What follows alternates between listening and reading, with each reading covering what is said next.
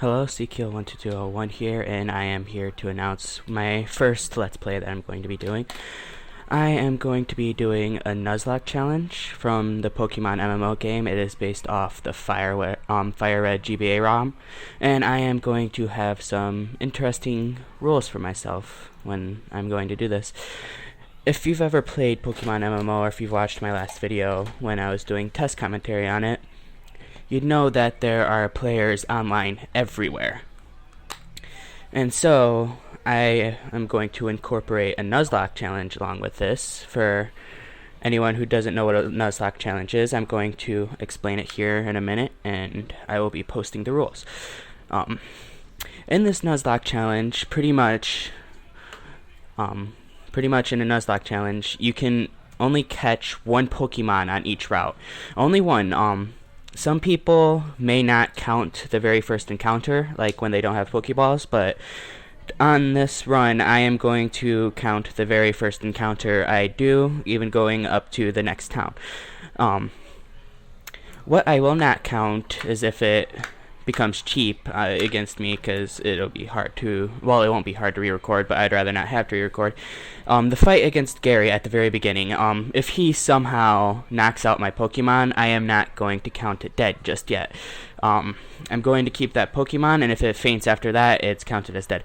That is the second rule of a Nuzlocke challenge. During a Nuzlocke challenge, if any of your Pokemon faint, it is counted as dead. You cannot revive it, you can't heal it, you are actually supposed to release it. Some people like to make a death box. What I'm going to be doing during this one is I am going to be releasing it anytime one of my Pokemon faint.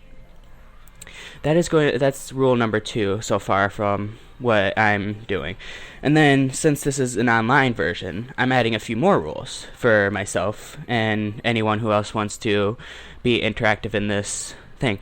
Along the way, I am going to set the rule I can only deny one duel, and if anyone out there is going to challenge me, they can challenge me, and as long as their Pokemon are within 2 levels below or above my Pokemon's level, that is the only way I will actually count it if they beat me. They can't be like 30 to 60 levels higher than me and beat me and just wipe out my whole team. That would defeat the purpose of the Nuzlocke challenge, and I'd have to start all over.